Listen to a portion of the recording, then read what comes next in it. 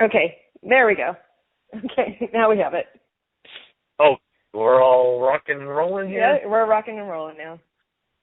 Okay. Okay, so before I get into your GI, why don't we let's stay in the brain here just for a little bit longer, if you don't mind, then we'll move on. Yeah.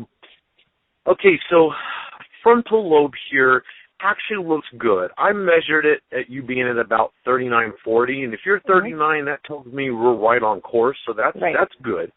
Your protein synthesis and your glutamate breakdown from the frontal lobe actually looks good, so it rules out any ALS concerns that I have. Your pineal gland actually looks really good. It is nice and plump. I can tell your brain is a little bit on the hyperactive side, so I don't know if you just think a lot in your mind or process a lot or in your head a lot, but that brain is a pretty busy brain. It just fires off probably 2 to 3 times quicker than most folks that I read. So the pineal gland I'm pretty happy with. Somehow, though, it does tell me that we give out more energy than we receive. The pineal gland is just one of those areas that I tend to find that kind of thing. So what I mean by energy is kind of like life force, if that makes sense. And it just seems like that with most folks, I try to tell them at the bottom of our cup that holds our life force, you know, everyday stresses is like putting a thumbtack under there so the water kind of slowly drains out. Yours just looks like taking a magic marker and shoved it under the cup. So, like, trying to refill that cup is a whole lot harder because the fluid drains out quicker. Right. So it's not that I'm trying to preach to the choir here. I'm sure you know everything, what I'm telling you, plus some, but just remember the energy you give out, make sure we're getting that back equally. Okay? Right. Like putting the air mask on yourself sometimes. Sounds like if you're a healer, my dear friend, you're probably giving out 90% of energy and getting very little in return. So just kind of keep that in the back of your mind for me. Right. Okay? Pituitary gland, it looks good. There is some hormone dysfunction with that pituitary gland, though. Okay? The pituitary gland is at the very base of your brain. So when you're born, it spits out growth hormones. Then when you start to hit into the puberty stages, it starts to take on a bigger role of producing your progesterone, estrogens, testosterone, DHEA. So when I look at the pituitary, the things that stick out to me is we have several different estrogen dominancies. So if we were to break down your estrogen panel, your E1, E6, E7, and E9 all ride dominant. Okay, they just ride high, where everybody else likes to kind of go low. Your progesterone also seems to go low, but your testosterone looks good. DHEA, it's in range, so it's kind of hard to want to nitpick that one because unless it's below range or over range, it's just difficult to say we got to do anything about that. When was your last hormone panel? My last hormone panel was last year. Not that long, maybe in the last 6 months.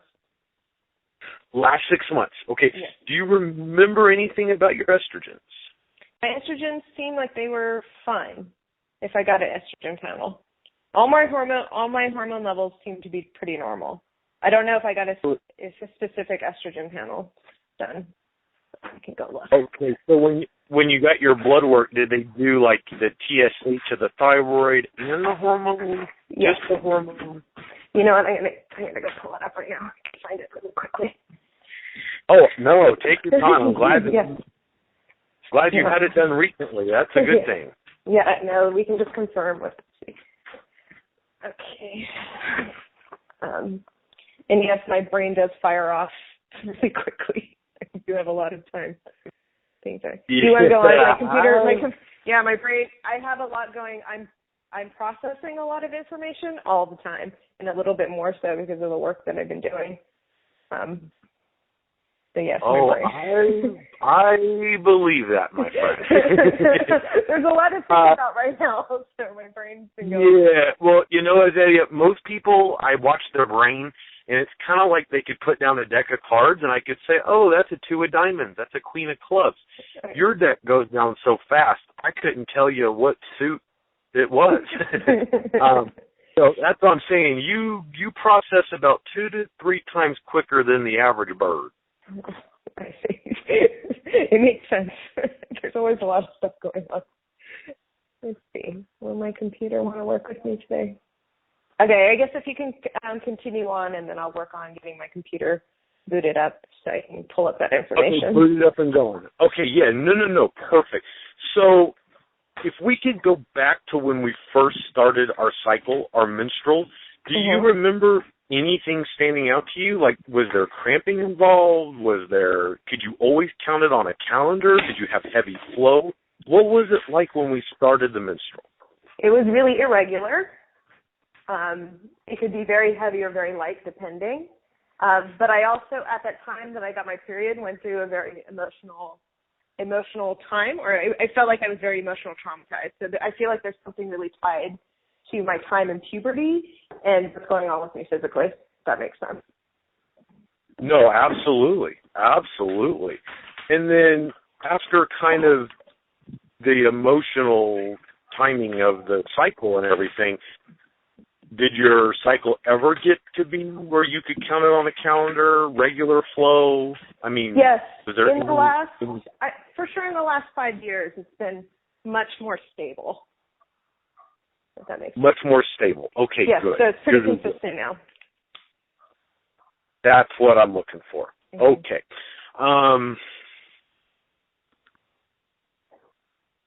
Just with estrogen dominancies, estrogens regulate the health of heart and bones. Okay? And with estrogen dominancies, it's really more genetic, kind of meaning it's passed down to us.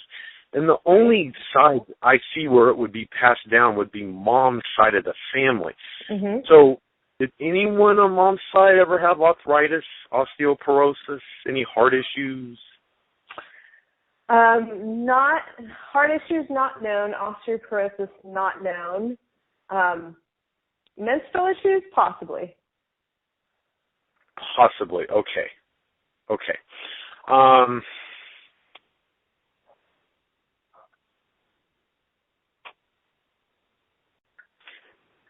Really like to help that pituitary gland out a little bit, because see, progesterone is like the referee in a basketball game. That's the one that kind of keeps everybody in check here. Okay. I'm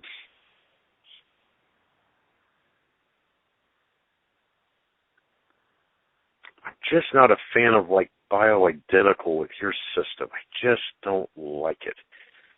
I don't want to go that route. I definitely don't want you to get married to it for sure. So, let me go look liver here real quick. You watch your protein breakdown. Even though bilirubin's slightly elevated, the breakdown does look good with the protein. So it's just the carbohydrate and red blood cell that it struggles with. Okay.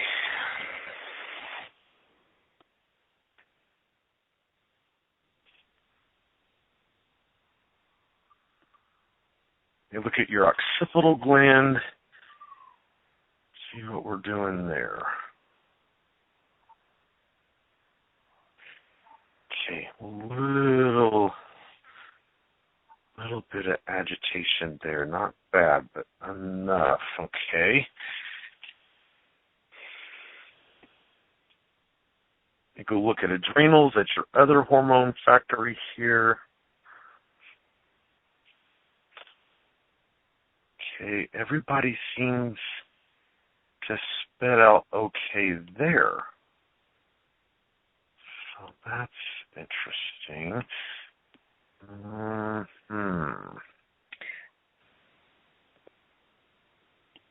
Okay.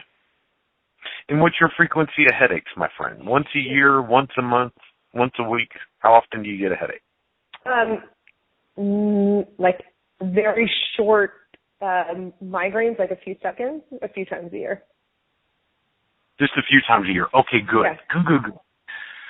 Okay, fantastic. Okay, so I'm looking at my blood work. I didn't have any of my estrogen tested in December. I did have the tested in April of last year. And it is... Okay, yeah, that's your thyroid. Yeah, okay, so let's see. No, there's nothing. I don't see any estrogen testing. Let's see, even in the... Nope, no hormone panels in the last... Only DHEA. Yeah, and that's fine. That was from 2 years ago. 6 years. Okay. 6 years ago, and it was fine. So no, nothing in my estrogen tested. Nothing estrogen. Okay. So we just got the TSH for the thyroid. Okay, right, good. Yeah. No, I have. Yeah. I'm sorry. I thought that was one of the hormone things, but I do have my blood work for the last 16 years on the computer. So. Okay, you keep it all on. I like it. Yeah. I like it. Okay, good, my friend. That is fantastic. Well, let's leave that up for now then, okay? Okay, sure.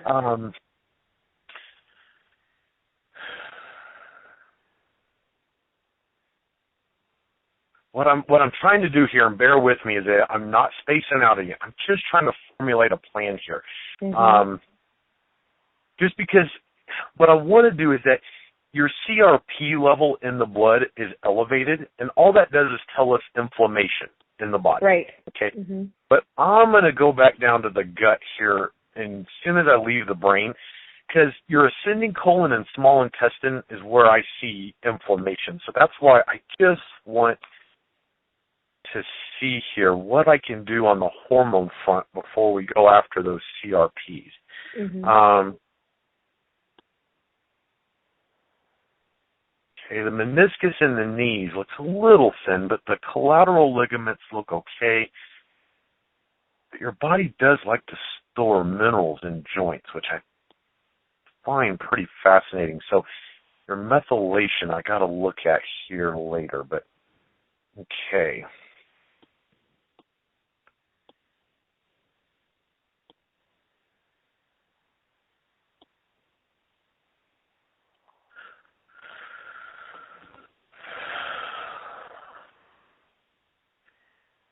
Cortisol will definitely strip that progesterone. Man, okay. Have you ever taken a 5-HTP? I've never, I don't know if I've taken one before. Okay. I can't recall. Okay. I promise you I'm not going to load you up with supplements. I promise. Right. Okay. Mm-hmm. But that is the one neurotransmitter that seems to do 90% of its communication with the pituitary gland. Okay. So I'd rather try to work with hormones, that aspect, because unfortunately I don't like bioidenticals or synthetics or plant derivative hormones with your system. I think that we would contribute to a chance of clotting or cyst production, and that's not what I want to do. Okay? Mm-hmm. So I just don't want to get you in the world of hormone therapy, my friend. I just don't think it's the right thing to do. So if I could get you on just a basic 5-HTP, I am absolutely confident that's how I can just help support your pituitary a little bit better, which means I can get that progesterone to raise, which will lower the estrogens. And all I need you to do is just a daily dosage. So if it says take one a day, take one a day. I really don't need you on anything too strong. Okay. But I would like to see you on it for a good 60 days if I can. Okay. Okay. So that's how I'd like to work with your pituitary. Now, in the occipital gland, that's the gland that's at the base of the skull where the neck and the skull meet. Okay, if we were to reach our fingers all the way through there. That's the only one that just looks a little bit on the agitated side. I just see a little bit of inflammation in the lower right portion of that gland. Okay? But I don't see any lesions. I don't see any cysts. I don't see anything that would contribute to that specifically. So do you go to hair salons? If you take a bath, are you laying your head back against the tub? I'm looking for anything that would physically agitate that gland because I don't see anything. No, I don't go to hair salons that often. I do take that. As far as just leaning back on that portion of my head, is that what you're saying? Exactly. That's what I'm looking for. bath, maybe. Bath. Okay. I'm trying to feel where I'm doing. I do. Yeah, so you know what? If you were going to get cranial sacral work, literally that is right where we're looking at with the occipital. Right. I do this tension and release sort of exercises that sort of help discharge tremors, and I feel like that's a portion. That's a portion that I'm rubbing against probably a lot. Okay, so 2 things. What I want to make sure we do is if we take baths, my friend, please make sure we roll up a towel on the back of that head. I don't want your head on any hard surfaces. Okay. Okay? Your brainstem looks fine, but that occipital gland looks agitated, and that's what tells me it's got to be something that's applying pressure to that area. Okay. It has to. Because if the brainstem was agitated, that would tell us it's something neurological, and I just don't see anything wrong with the brainstem. But the reason I want to take the extra care of the occipital is it does send a lot of signals down through your nervous system, like through the back, lower back, and hip area. Okay? And so to me, that's something that I feel is kind of important. It's like a mild form of neuralgia in a sense. Right. Okay? And, you know, when I follow that back, it's kind of when I get to the T10, T11, T12, and then down to the C2, C3, C4 of the vertebrae, that those discs do get flatter in between the vertebrae, okay? And then when I look at your hip flexors, they just look really tight, my friend, okay? And so if those hip flexors are tight, your pelvis isn't going to rotate fully, and it's just going to torque down on the entire back, neck, and shoulders. Okay? But your nervous system kind of lights up like a Christmas tree, you know, like a blinking Christmas tree, where it lights up, then it goes dim, lights up, then it goes dim. But when I follow everything back, it takes me back to the occipital gland. Okay. So that's why I'm really wanting to just make sure we put the effort in, always making sure it's never hitting anything hard, if that makes sense. Okay. Okay. Could it also be affected if I'm pulling on my hair? Is it just pressure, or is it also? No, the only time I would ever see that affected is if, like, we have a really tight ponytail. But it'd have to be really tight. Okay, so I did put my hair up, and I used to put my hair up in this style that's very, very tight, and put a lot of pressure on that part of my head. Okay. Is there? Can we find you a new way to do that? I haven't done it. I haven't worn my hair very much like that in the last couple of months, but I wore it very consistently like that for a couple of years. My hair was very, very long and heavy, so I wouldn't be surprised that it was pulling quite hard, because it was actually, my hairdresser said it was sitting out the top of my hair. So that's what it feels like. Okay, I get you. I get you. Okay, if I can just get you to wear it looser where we're not putting the tension on the base of that skull, my friend, that's all I'm looking for. Okay. And then secondly here, I know this sounds really strange, but I actually want to give you 2 exercises. I got to get your hip flexors to loosen up for me. I have to. Because that's what I believe is contributing to a lot of the pressure up there as well. Okay? So the first one would be, let's say if we were laying flat on our back and our arms were out to the sides like we're making a giant letter T. Right. Our knees would be bent up towards the ceiling, but our feet would be flat on the ground. Okay. And then all I need you to do is I want you to keep your butt and hips on the ground, but I need you to arch that lower back. Okay. So, and I want you to hold that as like a stagnant stretch for maybe 15, 20 seconds. Okay. And then I'll need you to try to press that lower back to the ground as if you're trying to make it touch the ground. And I'll need you to hold that for 15 to 20 seconds. Okay. And I'll just need you to do that twice for me. Right, sure. And then the very next exercise will be the last kind of cherry on top of this, is I really need you to stretch those hamstrings regularly for me. Okay. Okay?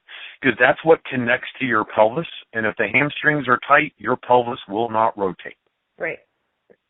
Okay? So any stretch that feels comfortable to you that you like to do for the hamstrings is absolutely fine. Okay. Okay?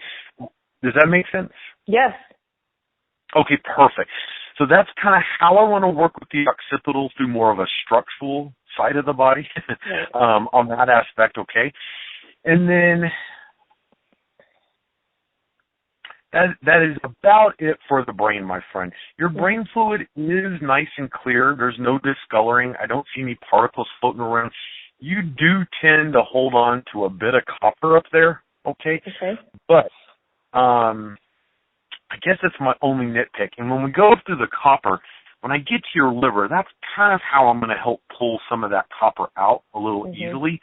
I'm just not a fan of chelation for you. So I kind of want to do it a little bit more on the gentler side of the world, if that makes sense. So we'll do that when I get to the liver.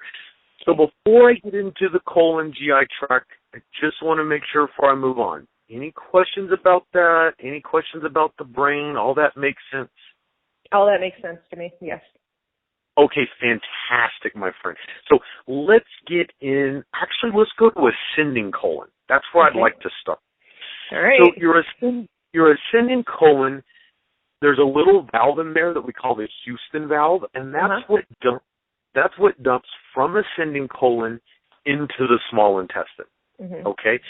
That valve, we got a little bit of a biofilm about 3 centimeters wide around that valve, and that little valve just looks a little bit on the pinkish side, okay? Which tells me somehow that it's distressed or getting bombarded. But when I get into your small intestine is where I see some bacteria and some yeast, okay? I don't see any parasites. I went through upper, lower, small. I went everywhere looking for parasites. And I don't see any parasites, okay? But the yeast and bacteria, pretty much, it's all harboring right there in that small intestine, okay? So, do we do kombucha? I mean, are we doing anything with yeast? I do kefir. Kefir, okay. Do you ever bloat after you eat or get gassy or swell? Anything after eating? Sometimes, okay. And then bowel movements. Do you go once a day, constipated easy, IBS easy? What is our bowel movement history? It's been various. I was pretty consistent for a while, having regular bowel movements at least once a day. Now it's been a little bit more difficult. I've been working with my homeopath for methylation based on my mutations in my genetic profile, and my bowel movements have become more difficult since then. So I don't know. I have a feeling it's something that I'm taking is not agreeing with my system. Okay, that's good to know. So what do they put you on, a Deplin, a methylated B? Because your methylation just isn't right, my friend. It isn't. No, it doesn't feel right. It doesn't feel right. I'm on a variety of supplements. I'm on hydroxy B12, the Adeno B12. I'm on a little bit of methylcobalamin. Let's see. Just a variety of supplements. It's a lot. Okay. Yeah, somehow, my friend, whoever it is, they don't got the right formula here. I apologize. That's all right. And I never like debating anyone's doctor, but that definitely they're off the mark pretty far here. Okay. Let me look at your immune system while I'm in the gut. Let's see what it's doing. So your lymphocyte production is a little bit on the low end, actually, which tells me I need to go look at what your white and red cells are doing in the blood.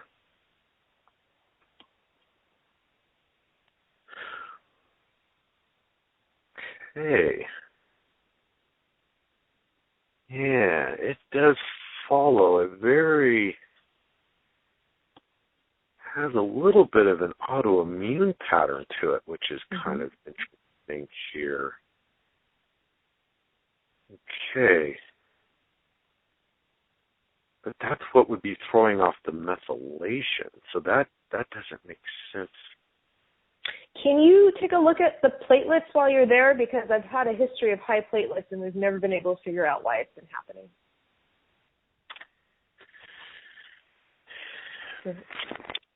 Yeah, no, I will. Okay, all right. Your hemoglobin is a little elevated here. So I'm just going to go to the spleen.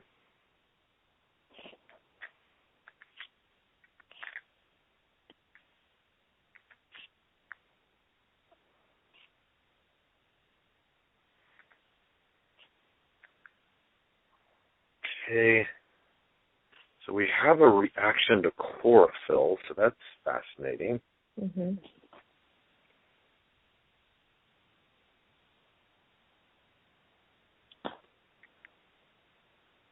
Okay.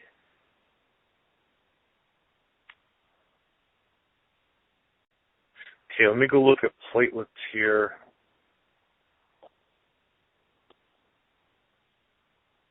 Thank you for being so patient, my friend. I never jump around like this, but you definitely have an interesting Heinz 57 system here. So it is kind of cool to be able to move around a little bit more than I'm used to.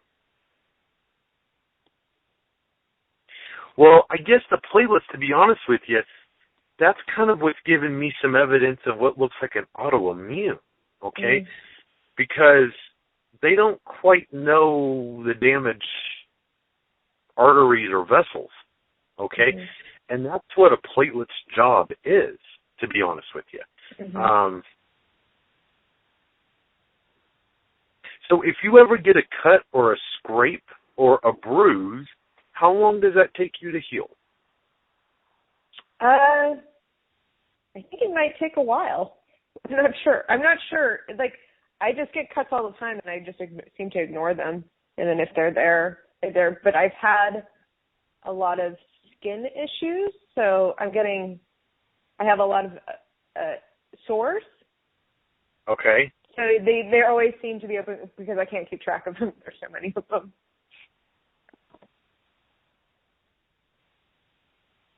Do you ever get any cramping in your muscles, like where it feels like a muscle cramp? That's just random? Okay. And do the sores ever get into the sinus area or mouth area? No.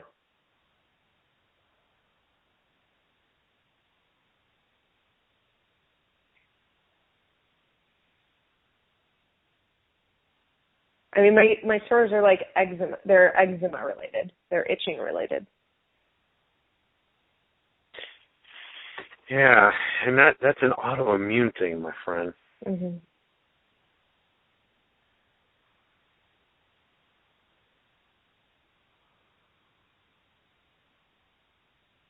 I think they call that the overcount of platelets like thrombocytosis or something like that.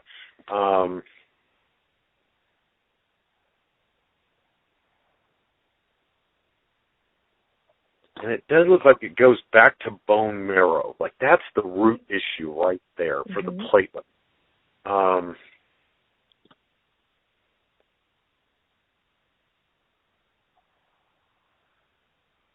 It goes back down.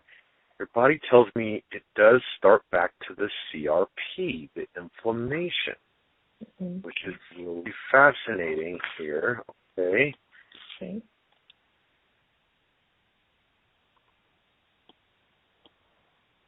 Okay.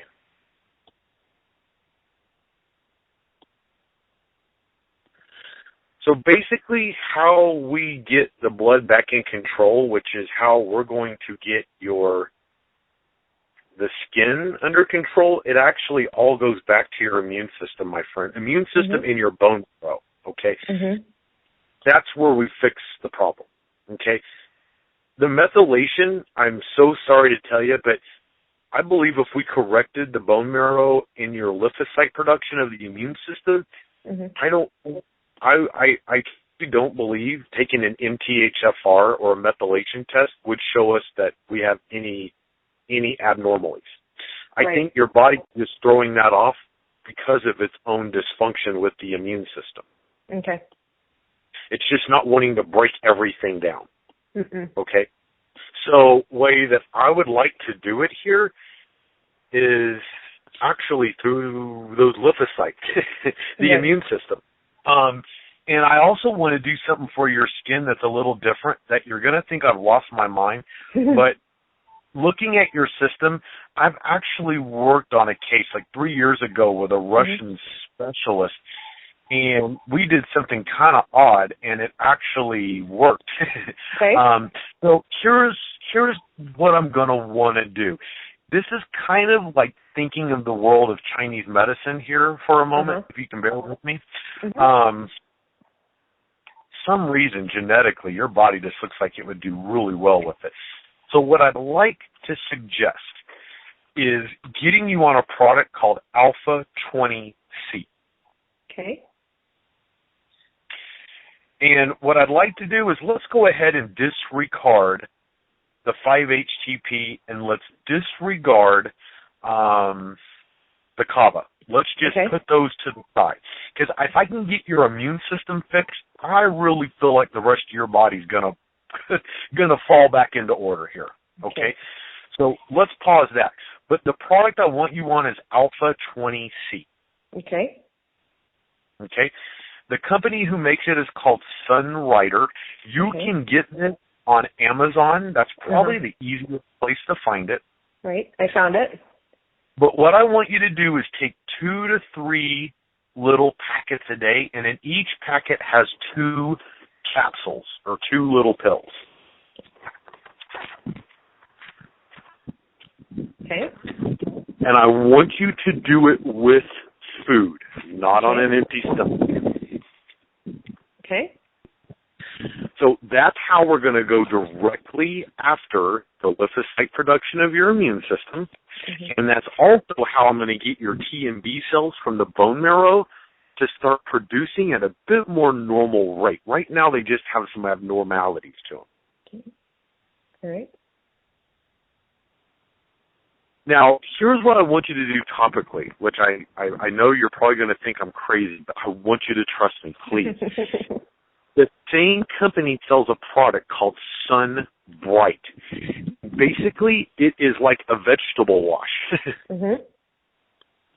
This is what I want you to apply to the skin, and especially those areas that have that more eczema, itchy, sore look. Those areas, I definitely want this applied to. Okay. And it doesn't have to be a whole lot. Just enough to have a light application on the areas. Okay. Okay? And I can assure you between these two, we will bring this to a resolution. I'm absolutely confident. So it's not that I'm trying to go against what your naturopath is telling you. Yeah. I cannot, in any part of my soul, heart, or bones, feel good about having you continue the methylation protocol. Okay. So you said the name of the product is called Sunrider, or the name of the topical product? The topical product, it's from the same company, Sunrider, but it's actually called Sun Bright. Sun Bright. Okay, let's see. Okay. Did you find that one? I haven't found it yet. I'm looking for it. I'm sure I'll find it. No, and make sure. It should say like fruit and vegetable wash. Yes, I found it. Okay, I see. Okay, good. Good. So, my friend, these two things are what's going to, basically, I want you to look at it as our silver bullet. This is how we're going to put things in order here. Now, I do want you to kind of think about that Alpha 20C for a good 5 months, my friend. I know that sounds like a long time, but with an autoimmune, it just takes a little while for your body to get out of the bad habit. Okay.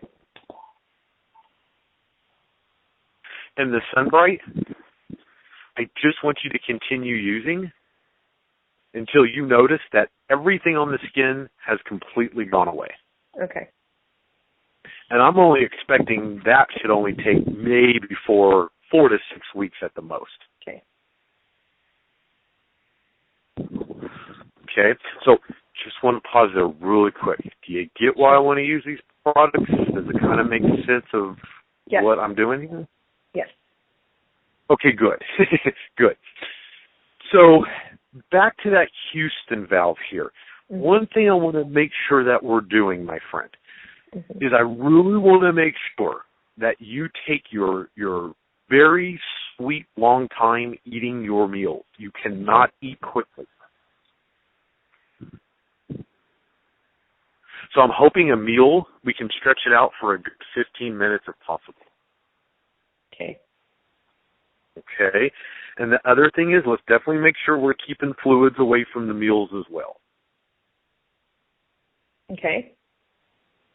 So I would say like 15 to 20 minutes before and after meals, no fluid. And if you do have to have a fluid, maybe 6 to 7 small sips just to help you swallow the meal. But let's try not to do more than that. Okay. Now, other than that, we do get a little bit of spotting in the large and lower intestine. How much water are you drinking a day? A lot. Okay, like a gallon, 2 liters. Where are we at? Probably. I wouldn't be surprised if it was closer to a gallon than not. I feel chronically dehydrated. Like I just can't drink enough water. I probably drink, even just in the course of a night, at least 40 ounces of water through a night. Okay. That's probably what's stripping us there. Just because the minerals in the kidneys were pretty low. So that's why I'm asking about water. Because the only time I've seen spotting in the GI and our mineral electrolytes go low in kidneys is if we have what I call a water log. But I understand what you're doing. If you're thirsty and lethargic, you're wanting to drink more water. Like, I get it.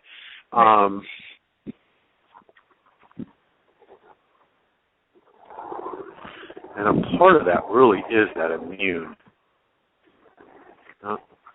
Got a helicopter. Bear with me here a second.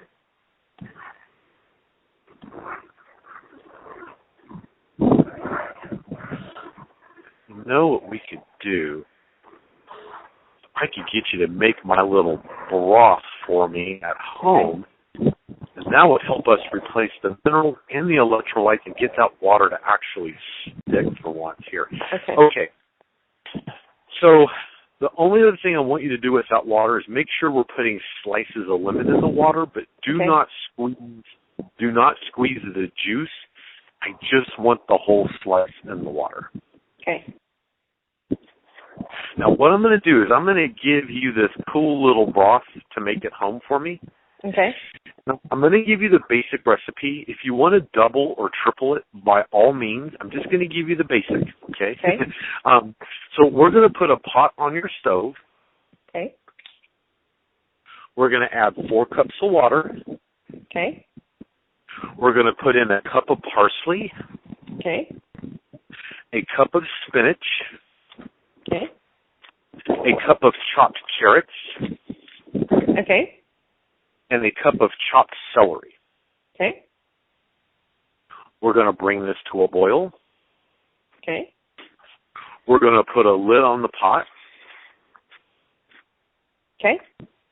And then we're going to turn your stove to low. But we're going to need it to sit there for a good 5 hours, my friend. Okay. After that, the vegetables will no longer have any value. So you can strain them out or leave them in. It's the green broth that we're after here. Okay. Okay? And so this, I want you to think of like Mother Nature's Gatorade. It's really high in electrolytes and minerals. and it is powerhouse for the kidneys and kind of getting the GI tract back to hydrated. Okay. Okay.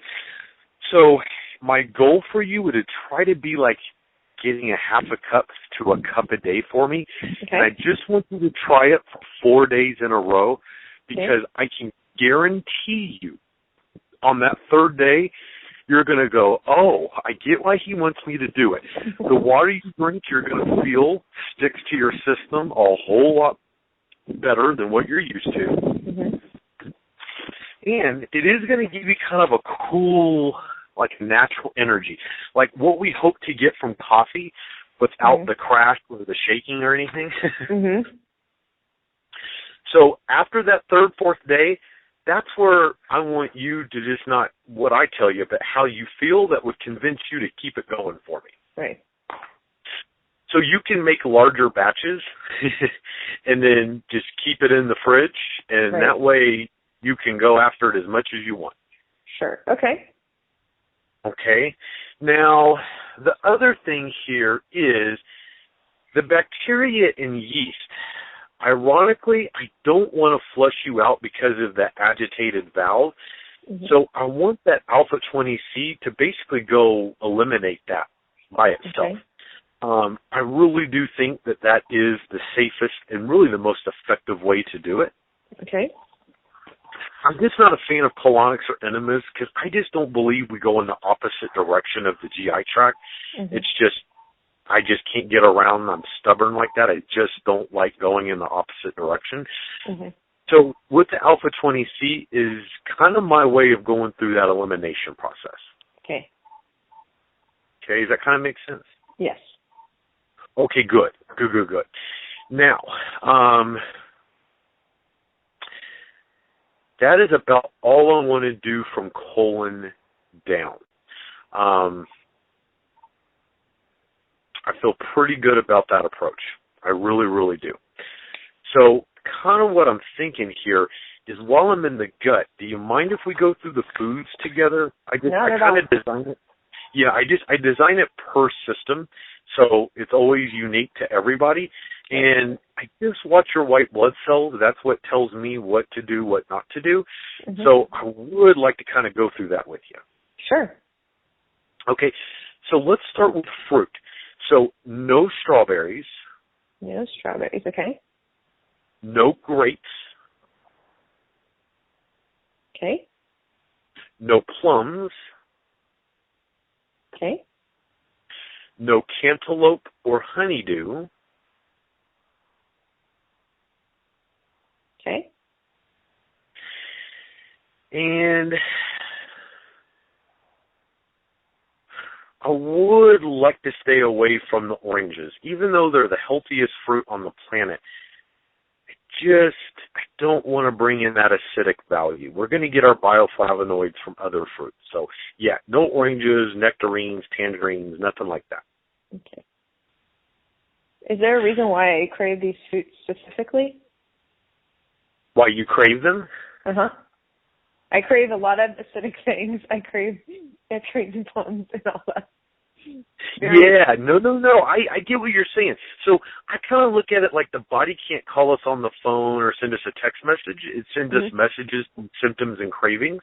Right. And I believe what your body's trying to do is just create a more aggressive acidic bile and gastrointestinal fluid so that it feels like it can go kill off that bacteria and yeast on its own. Because your bacteria, my friend, it looks an awful lot like kind of a hybrid. Looks a little bit like Brucella and it's got some structures of what looks like a very basic E. coli. So E. coli isn't always deadly dangerous. There are lower versions of it. So that bacteria looks like a combo of both of those. So what would make sense to me is that if your body's exhausting its immune system trying to attack it and not getting anywhere, then it's going to try to figure out how to just run you so acidic that it feels like maybe that's another approach of actually killing it off. But it just, Brucella, yeah, man, we could have you drink battery acid and it's not going to kill it off.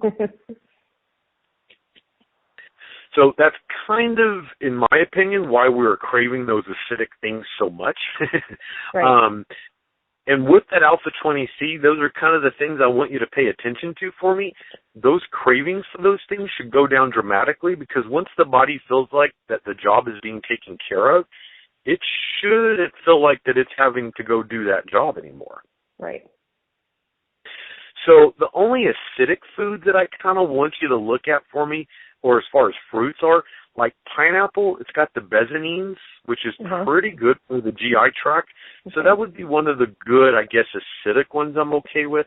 Apples, they're decent in the acidity, but I love the antioxidant value, so I'm okay with that. Okay. And then I'm okay with tomatoes, but I need them to be just not every single day. Yeah, I'm not a tomato person. Yeah. Okay. Yeah, they're in the nightshade family, even though they run acidic. I'm just not a fan of it for your system. So once in a blue moon, and if we do bananas, I need you to do the bananas as green as humanly possible. Okay. Okay. So that's kind of how I want you to think of fruit. So the one I want you to try to keep a focal point on for me would be like the blueberries, raspberries, blackberries, pears, peaches, mangoes are good. If you do watermelon, you just can't eat them with other foods. They have to be by themselves. So those would be the ones I guess I'd want you to try to look as the focal points for me. Okay. Okay. Any fruit questions? No. Okay, good. So for vegetables here, no iceberg lettuce. I actually don't like it for anybody. That isn't just for you. No white potatoes. So if you cut the potato open and it's white, it's a no-no. Okay. So I want there to be the color in the middle. No white onions. Okay. I want you to keep corn to a minimum. Okay. And then for broccoli, cauliflower, chard, kale, and cabbage, they must be cooked down. You miss a few kind of enzymes in your bile, so we cannot do them raw. Okay. Okay. Now, no lima beans, no navy beans. Okay. And no Brussels sprouts. Okay. Everything else is okay. Okay. Okay. So the ones I really like artichoke, asparagus, I really, really like. Okay. Like the dark leafy greens, like the spinach, the romaine, collard green, squash, zucchini. And I love adzuki beans. Okay. You know what adzuki beans are? Yeah. Okay, good. Yeah, I really, really like those. Black beans, red beans, those are good ones too. Okay, so those are the veggies. Any veggie questions? No. Okay, now for dairy, nothing from a cow, and I really got to get you to limit dairy. Okay. Okay, so if we do dairy, let's try to keep it to goat and sheep, and let's keep it like to a very rare minimum. Okay. Okay. And is this just for me, or is it just in general that you're saying no cow? No, this is just for you. Actually, a lot of people can break down the A proteins of dairy, so I never have a problem with that. But you struggle with A proteins. That's why I can't do a cow. Okay. Okay. Does that make sense? Okay. So nuts and seeds, no peanuts. Okay. No pecans. All right. And no pine nuts. Okay. All the seeds I'm okay with. I'm not the biggest fan of sunflower, so if you do them, just every once in a while, but not on a regular basis. Okay. And that's about it for nuts and seeds. Okay. Now, for grains, I would like to keep you as gluten-free as possible. Mhm. And no buckwheat. Okay. And if it's white, it's not right. So no white rice, no white pasta, no white breads, nothing white. Okay. Okay. Now for the meat here, definitely no turkey, like we talked about at the beginning here.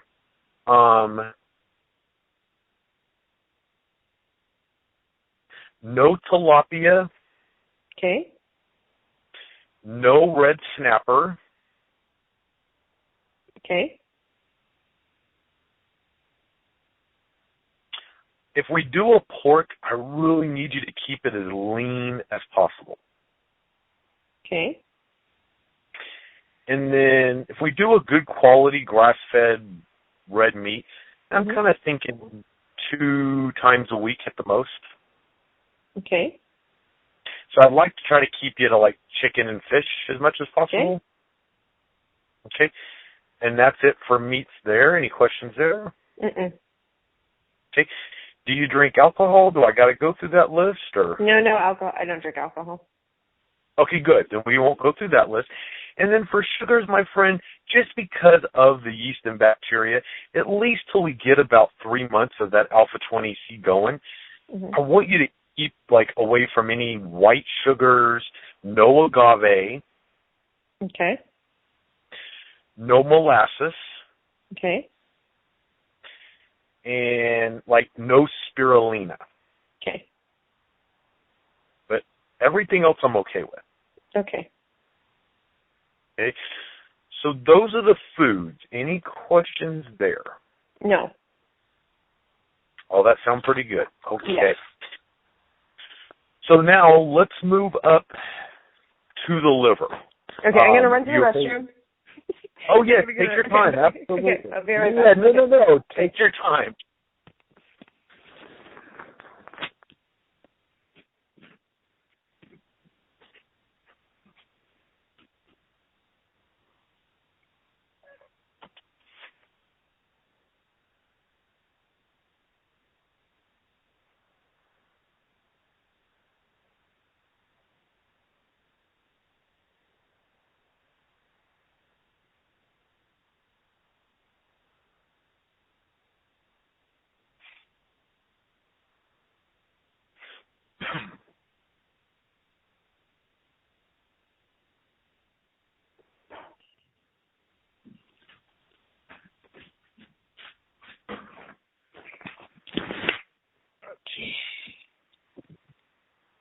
All right, I'm back. Oh, yeah, back? Okay, good. So before I get into the liver, though, all the foods make sense? Everything makes sense with the GI? Yes. Fantastic. So digging into the liver here.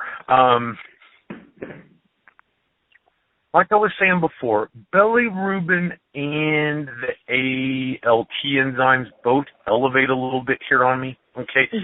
But of the bilirubin, you do break down your proteins.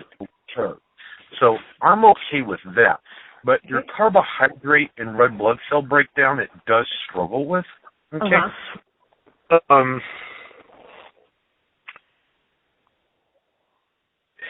And the antioxidant, I see a good value here, but I didn't see a lot in the blood, which I found interesting. So that's interesting. So I don't want to do a milk thistle because you're breaking down proteins, okay? There's no point in that. Grape extract really is not a good fit for your liver. It does like to build resistances rather easy. You do got a bit of storage in that liver here.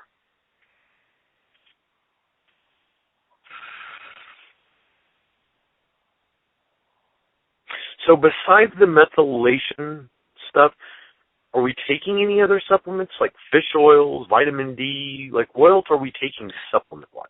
Vitamin D, milk thistle.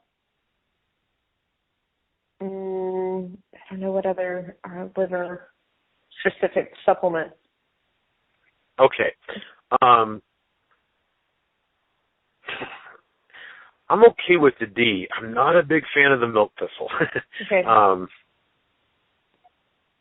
Just don't like it. Okay. You know what I'd like to use in replace, actually, would be just a basic CoQ10, like 100 milligrams a day. Okay. And I'd like for you to do it with food, please. Okay. All right. Okay? That'll just help us get the value of antioxidants and blood picked up. That's a better way for your liver to break down proteins and support your liver. Mm-hmm. So I'd like to replace the milk thistle with that. Again, I apologize. I just want to get more specific to your system and not just what we do for everybody. So that's kind of how I'd like to do the liver here.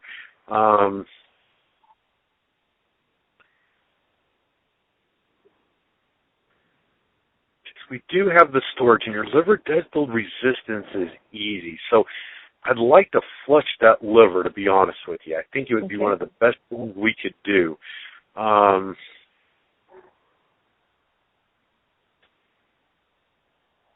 the same time, how I could bring down some of the hemoglobin in the blood, which would affect the platelets, so that would be a positive.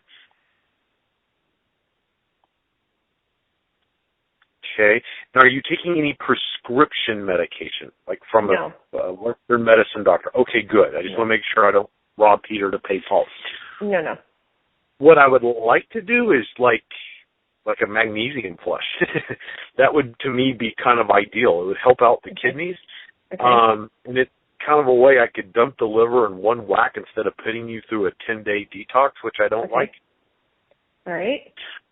So when we do this, my friend, I know you're a workaholic and probably juggle 15 different balls in your day, but I'll need you to find an off day to do this for me. Okay. Because I'll need you to be by the comfort of your own toilet. Toilet, right. Okay. Being at work and doing this, my friend, you will want to strangle me. Yes. No, okay? I just started taking topical magnesium, and that seems to have helped a lot. Because I totally know what taking magnesium will do to me. So. Yeah, exactly. So what I'm wanting to do is run the magnesium through the liver to clean it out there. So what I'm asking is, like, at any Walgreens or CVS, you see they're like, it's $1 for a little glass bottle that says liquid magnesium citrate. Okay. Any flavor, my friend, I promise you, it all is going to taste not that good, so the flavor's not going to matter. But I want you to disregard the directions, because all I want you to do is a half a bottle. I do not want you to do a full bottle. Okay. So my advice would be do it kind of like an hour after you have a light breakfast. Okay. And then just kind of plan on eating pretty light through the rest of the day, like soup, salads, very light things. Okay. And I definitely want you in some comfortable clothes and close to the bathroom. Okay. Because it could hit you in an hour, 4 hours, 6 hours, but I promise you, my dear friend, it's going to hit you. Right. Okay? And that's all I want to do to flush out that liver. So I would want you to start the CoQ10 after we've done that flush. Okay. Okay? And that's all I want to do for the liver. Any questions there? Yeah, is it just magnesium citrate or are other forms of magnesium okay? Yeah, I really like the citrate for you because your body understands it. It speaks English to your body. Okay. So that's why I really would like to keep it to that specifically. Okay. But if you're going to use a spray, like on the skin or anything, then you can use a phosphate or you could use anything. But for digestion, I only would want a citrate. Okay, got it. Okay. Any other questions there? No. Okay. So let's get into kidneys here.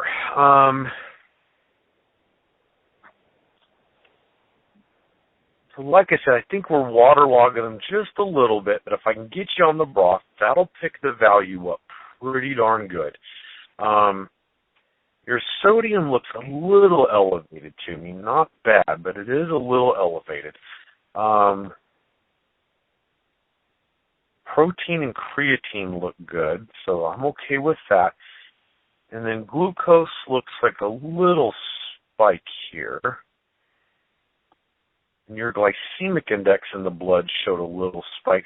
So the past 48 hours, have we had anything sweet? Yes. Okay. That would help put that into the equation. Okay.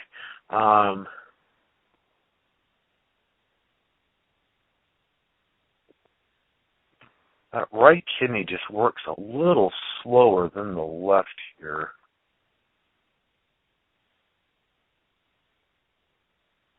I don't see any lesions or stuff, so structurally we're fine. Its production is definitely low. Any lower back pain? You ever feel any heat coming off of your lower back? Maybe a little tension, but that's about it. That's about it. Okay. I just have to pee a lot because I drink so much water. Yeah, that's normal. That would be normal, my friend. Right. Yeah, I'm with you.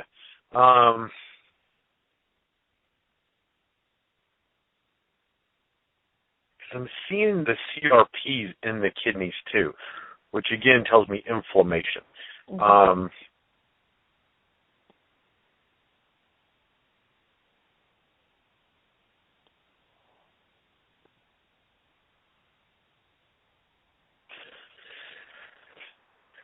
Broth is a really good trick, but man, I'd love to see you on a marshmallow root tea. That would be absolutely ideal, actually. Okay. And I only need a cup of that a day, like 2 or 3 days a week, and just try to do that for just a couple months for me.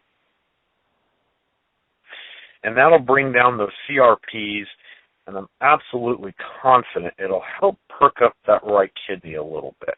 It just goes a little bit slower, but I don't see anything structurally wrong with it. I mean, you do struggle to break down calcium very slightly, but not enough that I'm concerned about it. It just looks like one of the chinks of the chain of the kidneys here. So that's about all I want to do with your kidneys. Okay. Now, if we were going to look back at those adrenals here really quick, your DHEA gets there really easily, your vitamin B's get there easily, and your vitamin C gets there pretty easily. So we know we're supporting adrenals. But they do juggle a lot of balls here. Okay. So I just got to assume we're just going nonstop. I mean, we're always doing something. It's been like that. Yeah, it's been like that. I'm hoping to get it. I'm hoping to build the system so I can get off the train. It's a lot.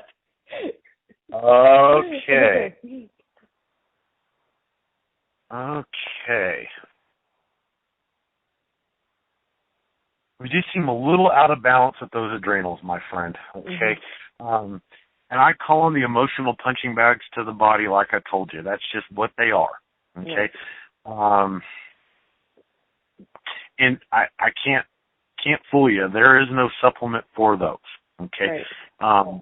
The adrenal support supplements are all just placebos. I promise you. I've never seen any journal or scientific evidence that has proven to me that there's a supplement that restores adrenals. So kind of what I'm hoping, I know it's easier said than done. I don't walk a day in your shoes, my friend. But I just hope we can get you to a place where we can start putting a little bit more time into ourselves, like the relaxing time, things that bring us joy. That's what creates the balance. Okay? So whenever you get to that place, please dance, sing, do something that brings you some joy. Okay? That's what I'd like to get you to. Okay. It is definitely noted. Okay, good. Good. It's definitely noted within myself as well. Yeah, I was gonna say it's probably just validation of what you already know. I know this very, very clearly that this is it's something. Okay. So that's about all I can do there. Now let's get into blood here again.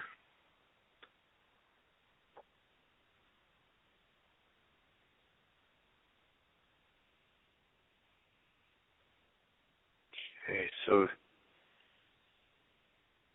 HDL, CHL cholesterol is looking range. Triglycerides slightly elevated, but not bad.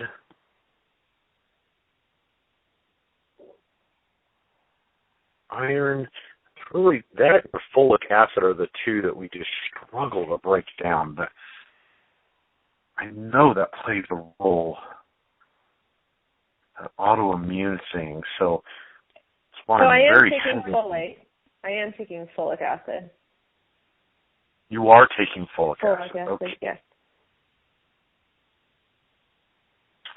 Probably want you to stop that for me. Okay. I mean, if we were going to take anything like that, I think zinc is probably the best thing to do. Okay. Okay.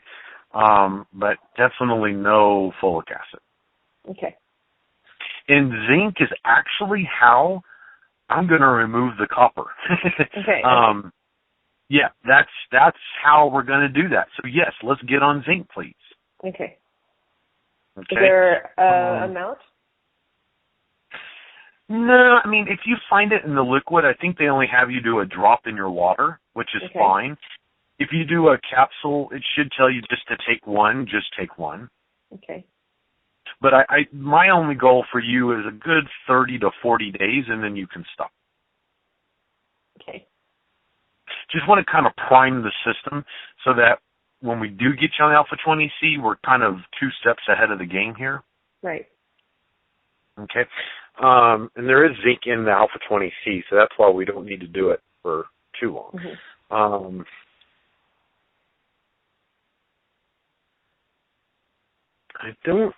Blood doesn't try to clot. Everything tends to stay in a single format, so that part I like. I mean, your lymphocytes and your TB cells just look a little confused, but that's the whole immune dysfunction I'm talking about. Because it sends a lot of unbroken down items into your lymphatic, and your lymphatic is what's purging through the skin. Okay? So that's why I'm just confident we're going to get this nailed down. Absolutely confident.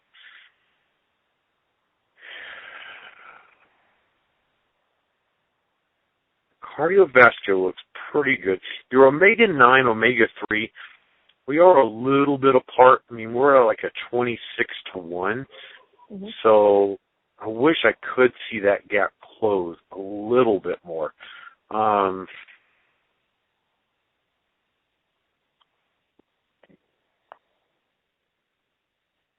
Like maybe I can get you on just like a flaxseed oil you could put like in a shake or something. Okay. Would that be okay? Yeah. Okay, good. And then, of course, as long as we got fish kind of in the diet, then that's another really good source of omega-3s.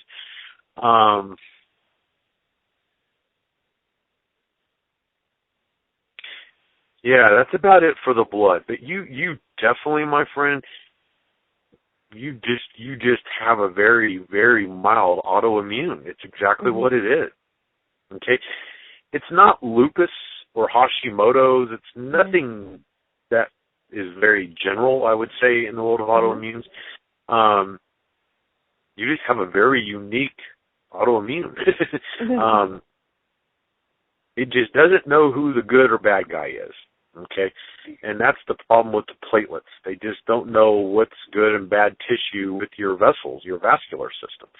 So once we kind of fix those lymphocytes and TB cells, the platelets will fall right in line. Mm-hmm. Okay? So that's really all I want to do for the blood, because I'm already going to get you on the CoQ10, going to get you on the zinc. So, yeah, that's good. I think I feel pretty dang good about that, okay? Any questions there? Nope. Okay. Now let's go to the heart there.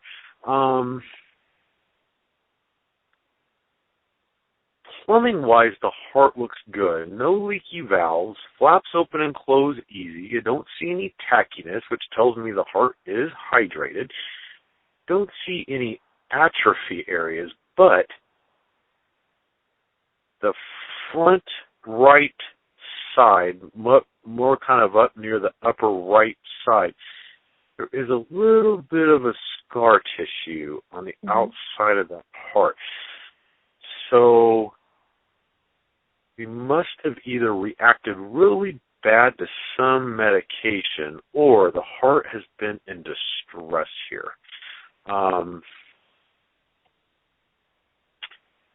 Because that only forms when the heart tries to balloon itself out like a blowfish to gain control. That's what stretches the tissue. Does it heal? It just scars over. So it just tells me the history, not the future. So do you ever remember reacting bad to medications, like ever swelling with medications, gaining excessive weight with medications, having the heart rate slow down or speed up? Anything that stands out to you? Nothing that stands out to me. Okay. What kind of medications would affect it that way? Prednisones. Yes. Painkillers. Lots of prednisone. I've been given lots of prednisone. Copious. Oh, so you have lots of... Yeah, I've been given copious amounts of prednisone. Lots and lots and lots of it. For the skin issue, or why that amount of prednisone? When, I'm going to say about 15 years ago, I didn't know I was allergic to penicillin. When I had my wisdom tooth taken out, it broke out in hives. It got infected. So they gave me prednisone, and then they gave me tetracycline, and then they did that for about a year and a half. Oh, my God. So, yeah, so it really, my system was really hardy until this point. And everything since then has been, my body's been definitely much more compromised since then. Oh my gosh, my friend. Okay. I don't know if this whole year and a half of all the stuff that's happened I broke out with really bad candida, put myself on a diet, which I would, to me, explain the balance that's in my small intestine, because it's never felt quite right since then. Yeah, that would make sense of the yeast. Okay.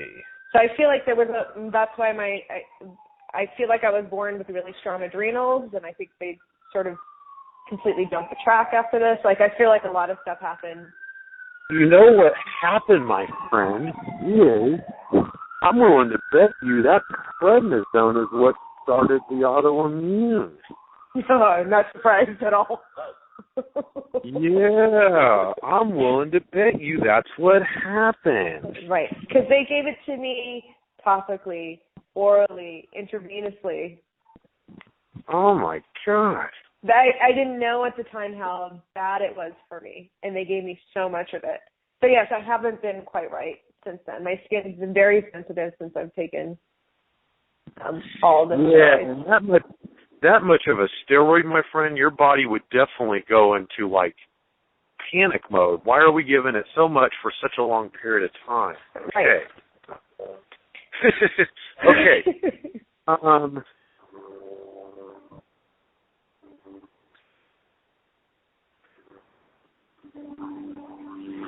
Let's see here. another helicopter. Yeah. No problem.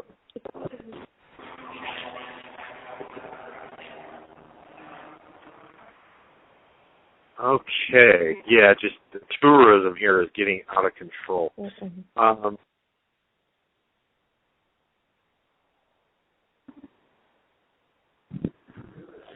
My God, my friend, I really appreciate you sharing that with me. Right. Because it just puts on the light bulb. So that's why the potassium drops so much. Mm-hmm. And I was seeing little divots in muscle tissue that looked old. And that's exactly what prednisone would do. So that makes sense here. Right. Okay. So yeah, because my immune system was so it was been so gimpy since then. Like I told myself the candida got under control, and then maybe about 6 years ago I got a case of MRSA in my eye. Okay. And then so that was just a really big sign that my immune system was just having a lot of trouble holding it together. So I was able to come out of that through my homeopath, but I still feel a little gimpy. I don't feel like I'm. Yeah, well, Alpha 20C, we're going to build your immune system to look like Arnold Schwarzenegger, my friend. So that I'm okay with. But you know what? The last thing that I want to do for that, now knowing this, and like I said, I feel so bad. I'm not a vitamin salesman. Right. I definitely am not trying to load you up. But I definitely need you on a potassium. That's really one of the best things to start getting the body to get out of the counteracting, or to get your body to use it as more of an antidote for any damage the prednisone did. Okay. Okay. What kind of potassium and how much? Let's see here. Let me do the math.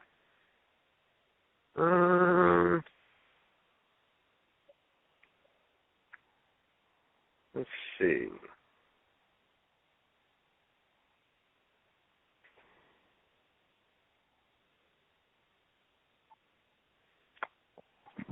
So if I can get you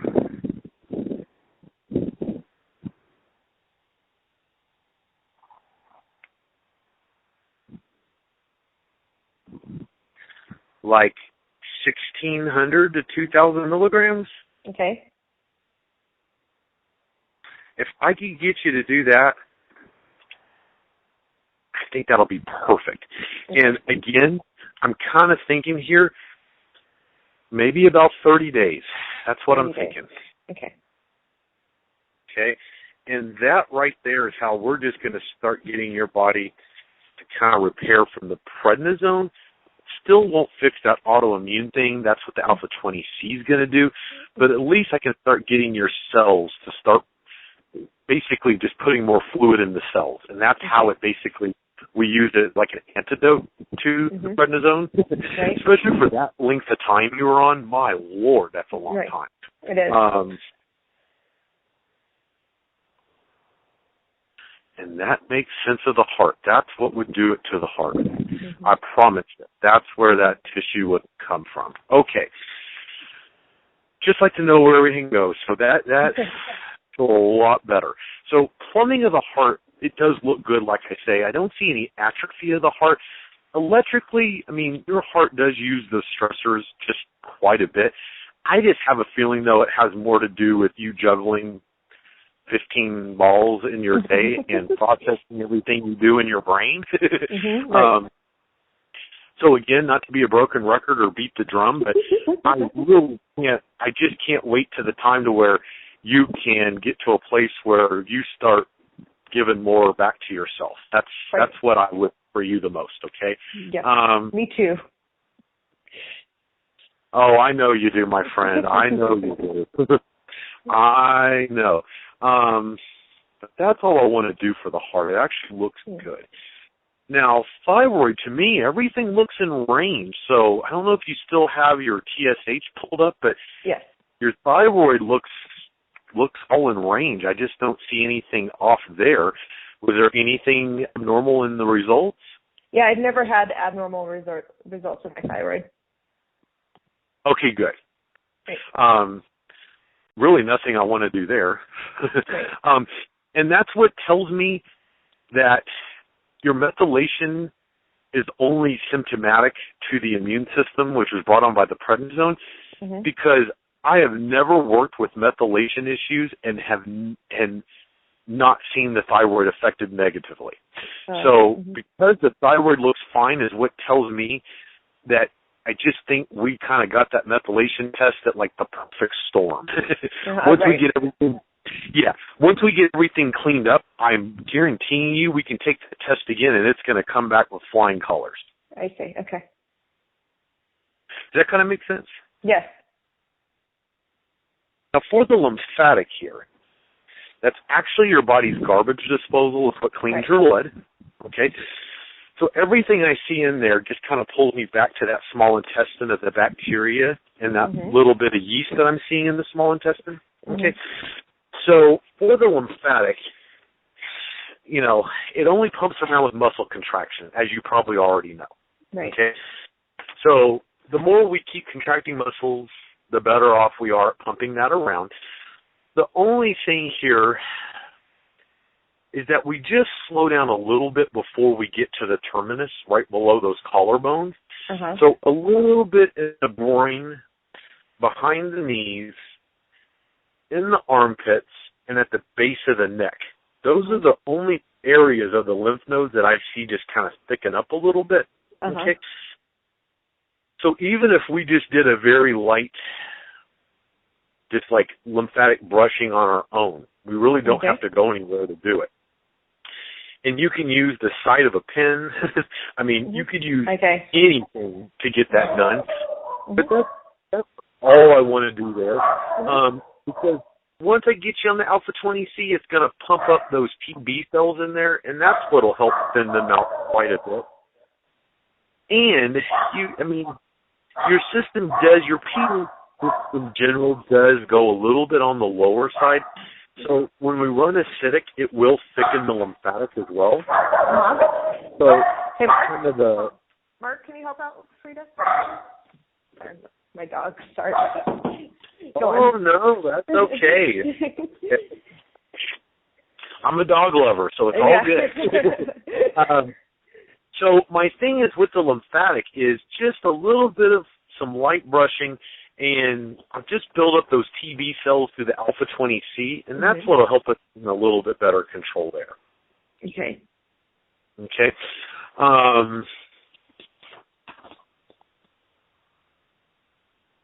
Now, let me go back into bones here. So bone density looks pretty good, but the marrow, that's where we have a little bit of that white blood cell dysfunction, but we're going to get that tackled. Okay. Struggle a little bit in breaking down the calcium, but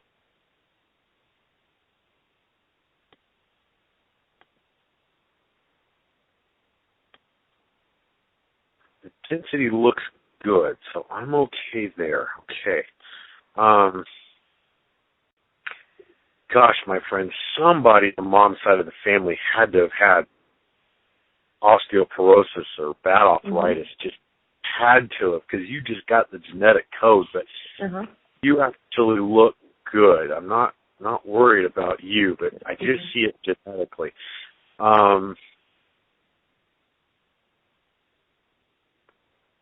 Okay, breast tissue looks clean. Mammary glands look clean. Okay, let's go to spinal cord fluid.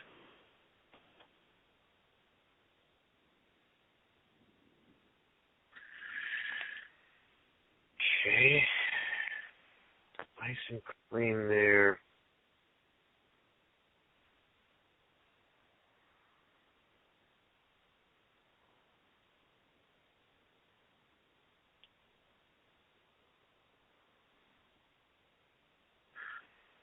Okay.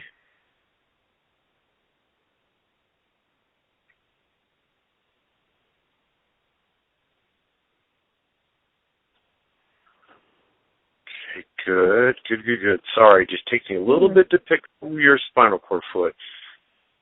Your telomere is telling me 38, 39, so that matches the frontal lobe, so we're aging right on course. That's good.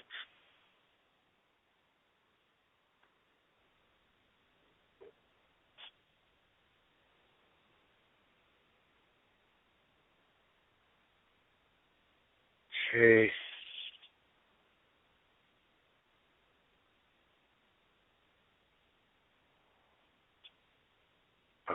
Okay. That's good. Now let me go.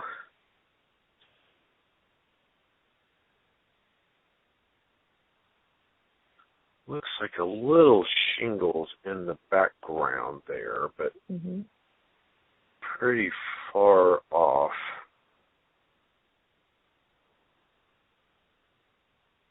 Okay. Not worried about that. That would, if we ever had a flare-up, it'd probably be like early 90s, so I'm not too concerned. A flare-up of shingles? Yeah. I didn't get chickenpox until my early 90s. Oh, you did? Okay. Okay, I didn't get chickenpox until I was like a 21. That would be the early 90s. Wow, that's pretty late. Okay.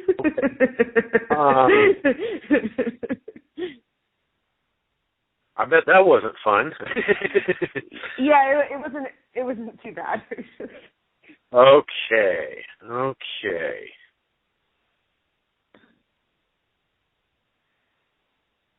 And then all of our joints feel pretty good? They're a little cold after taking all the cortisone in general. Okay. Like they feel a little, like they definitely get more sensitive to cold weather. Cold weather, okay. Yeah, coldness, it's more in the wrists, knees, and ankles. Okay. I just don't know if it's because those particular areas also don't stay as warm as easily. Yeah.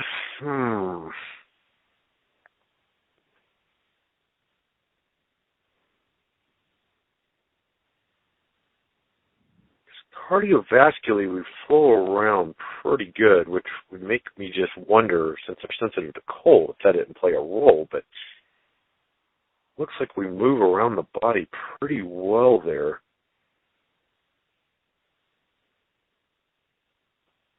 Just seems like that's where all those little CRPs tend to hang around, or the joint. That's what I was wondering there, but okay. Like I said, a little wear and tear in the meniscus, though, in the knees. That's the only place that I'm seeing any depletion. The knees seem to feel okay?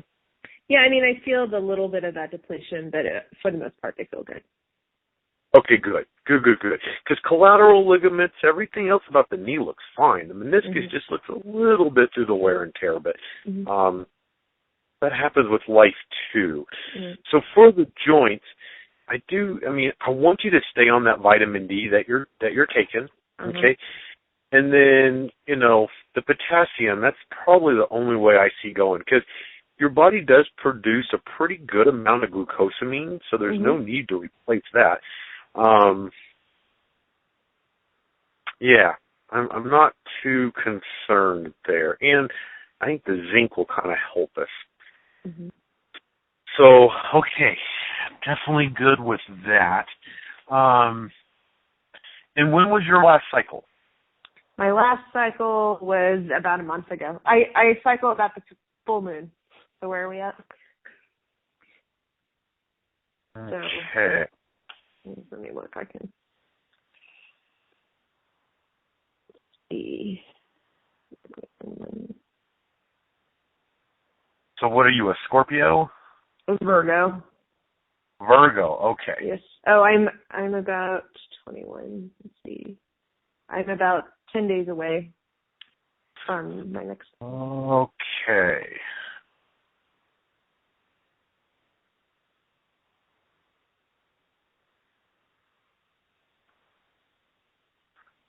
I had it closer to 11, but okay, that's fine. Okay. Okay. Don't see any polyps or anything. Ovaries look good. Cervix, uterus.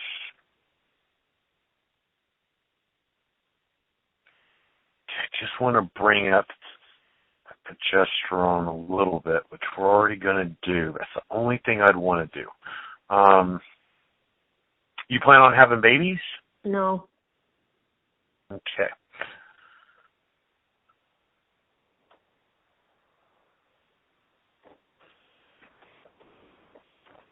Okay.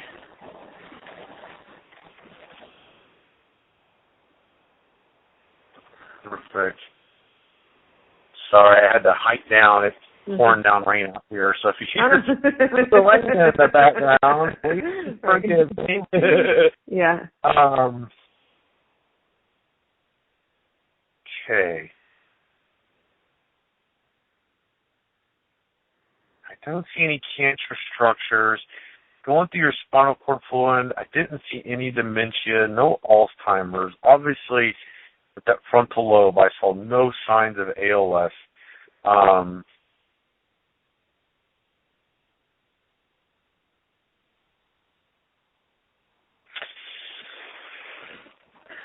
Okay.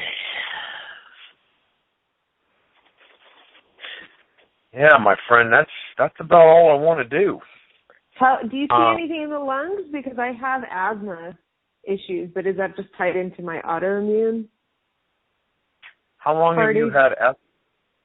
Well, I was told that I had it, I had it genetically or whatever because of my eczema history, but my asthma definitely got worse exercising when I moved to LA City about 10 years ago. And then in the last year and a half, my asthma's been pretty dramatic.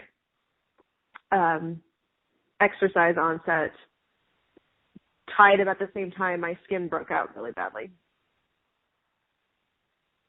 So it's more of like a sports asthma? Yes.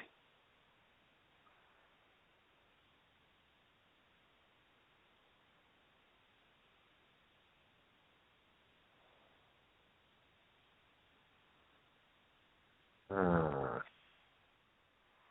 mean, it's hard to really look at the white cells there in the lungs because I'm just not going to get a good read on that because of the lymphocytes. So that I can't put too much stock into. Diaphragm looks fine. I don't see any hiatal hernia signs or anything like that. And then lungs themselves, I mean,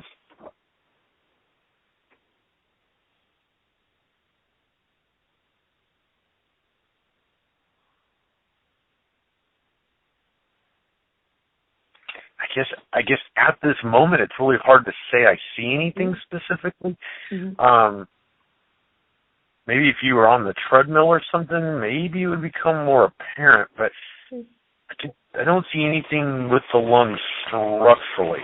But that doesn't mean no asthma, because if we start getting the heart rate up and our breathing gets heavier, then obviously the inflammation will onset, and all those little oxygen holes will start swelling 3 times the size I'm seeing now. Okay?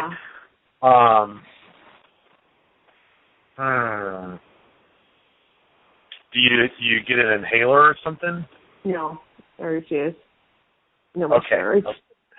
Yeah, no more. I'm with you.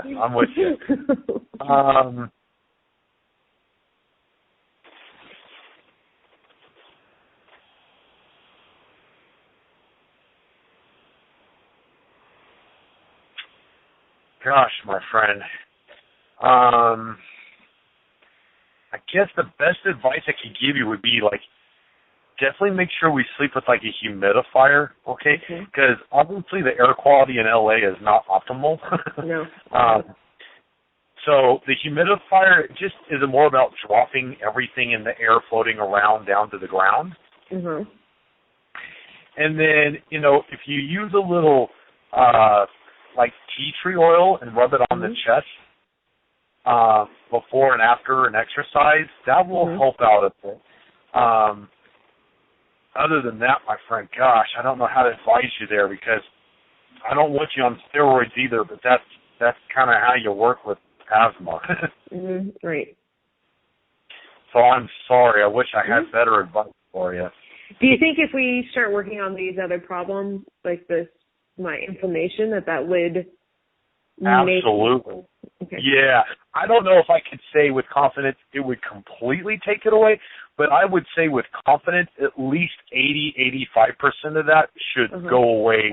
Like, it should be a pretty big night and day difference. Okay. And then as far as, I just wanted to ask you, have you had any experience, since I have a lot of scarring related to all my different histories, do you have any experience in things that might be helpful for me to reduce scarring? To reduce, can you say that one more time? I'm so So sorry. I have a lot of skin scarring from all the different skin stuff that I've experienced in my life. Do you have any experience with anything that can do scar reduction? Oh, scar reduction. Okay. Yeah. Let's see here. That Sunbright, ironically, would be something I would suggest. Okay.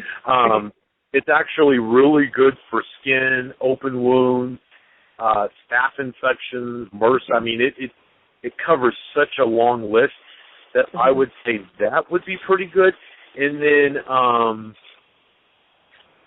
let me see here. What else could we do? Okay.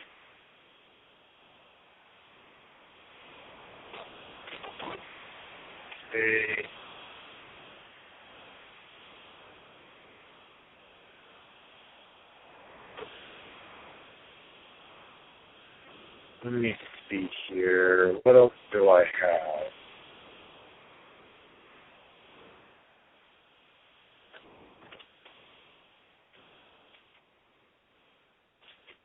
Okay. Tea tree oil would be a pretty good one also. So not just for the lung, but I would apply that to the scarring. Okay. And what's kind of weird is, like, when I work with those that have had really bad car or motorcycle accidents and they have a lot of scarring, like on face, I'll have them use like an ice cube, just rubbing it gently on the scars, and maybe for like 2 to 3 minutes. And if you kind of do that on a regular basis, it really does reduce the scar quite a bit. Okay.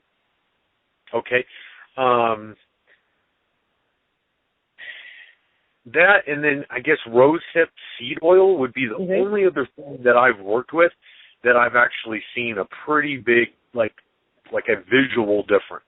Okay. And that one is just a few little drops on your fingers and just massage it into the scar. And I would just do it twice a day. Okay. All right. So that's kind of how I would advise you on the scar. Okay. And like I said, I can't promise you in 2 weeks it's going to be completely gone, but you will definitely start clearing it up quite a bit, without a doubt. Great.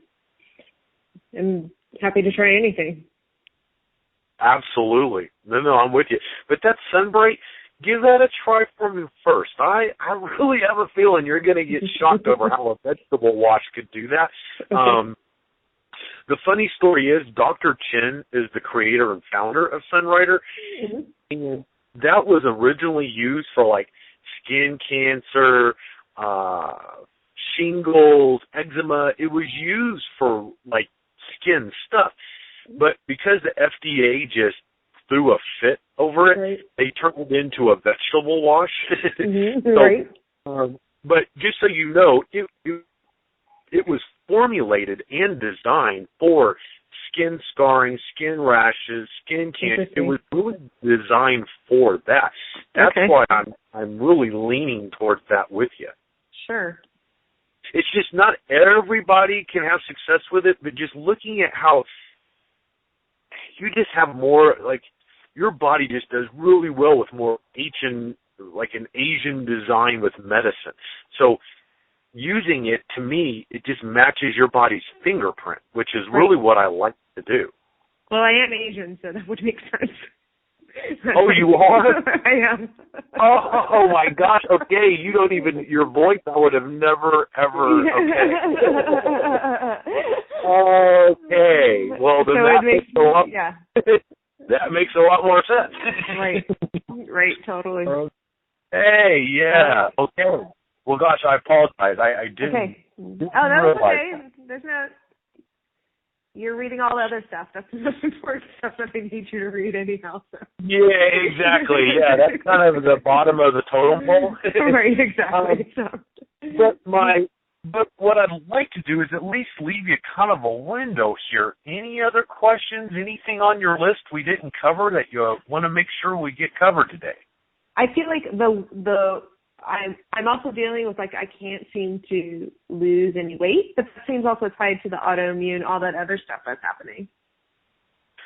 Oh, I can guarantee you. And if I can get you to avoid those foods that we covered, then what happens is that your body, if it craves something that really kind of works against it, it'll want to store it into storage. I see. Okay? And so the problem becomes, though, is that your pancreas, it wants to get its energy from the stomach. So the pancreas is like a child, and it sits there and says, I'm going to wait till I basically starve to death until I see food. But really, if we look at this, we want the pancreas to get its energy from fat storage. That's really what we want the pancreas to do, okay? So I think that until we can get you panned out, like 2 to 3 months till your body, which I believe starts to get into like the swing of things, back to corrected, you could do a very simple intermittent fasting during that time frame. And that's how you train the pancreas to go after the storage and not wait for the stomach. And what's your recommended intermittent fasting plan? Yeah, I really do like the intermittent fasting. I don't like to look at it as a weight loss diet. I like to look at it more of an eating window and more about how you can get the pancreas to go after the fat storage and not the stomach. So I kind of like intermittent fasting for a lot of folks. It's just there's some cases that I don't like intermittent fasting because it doesn't, it's not really what you use for everybody. Right. But it is kind of, I mean, it's something you could do that would definitely kind of an instant gratification of losing weight quickly and also just kind of getting your pancreas trained to go after storage before the stomach. And how often would you recommend that for me? Probably like 5-6 days a week. Okay. And are you saying just like stopping? Well, that's where you stop eating at 8 o'clock at night. Okay. And then you don't start eating till like 10:30 or 11 the next day. Okay. And the only thing that you do during the fasting window is water. Okay. Which, that's not going to be hard for you. No, not at all. Yeah. So, from 10:30 or 11 till 8 at night is your eating window. I see. Okay. And as long as you stay away from the foods that I want you to avoid, the first 2 weeks, you'll lose anywhere between 5 to 8 pounds. Okay. But once we get your body kind of in a groove, like I said, after 2 to 3 months, you basically can stop the intermittent fasting because then your body isn't going to want to try to store to protect itself. With an autoimmune, your body wants to try to put on weight as its way of thinking it's just protecting itself. And prednisone is a way that's a bad habit the body forms real quick. Right. And then do you have any, I'm sorry, go on. Oh, no, I was just saying as far as the weight goes, I would definitely say that's probably the safest, most effective way to do it, but I just believe it's a kind of a combo of the autoimmune and the prednisone. Yeah, because it's like my situation that I feel like is that I'm eating and my body's desperately trying to get nutrients, but it's not getting the nutrients that keeps on asking for food. I mean, it's just so no matter what I do, it's like my body's just hanging on to all this stuff. Oh, yeah, absolutely. Well, I think, you kind of look at it, your body's kind of in distress, and I like to kind of look at the body when it's in distress as like a prepper.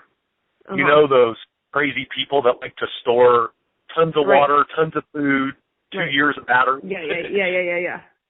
That's exactly what your body tries to do. Is it says, it feels like we're going through an apocalypse. I need to store everything in my power to make sure if something happens that I can have at least 6 to 8 months to survive if the body shuts down. Right. Okay. So does that kind of make sense, though? Yeah, it makes total sense. Okay, yeah. So it's not that it's a thyroid issue. It's really just the body trying to do what it feels is the best thing to protect itself. Right. And then as far as go on. No, I was saying, I'm sorry, I was interrupting you. You were going to say something before, and I cut you off. Oh, no, don't worry.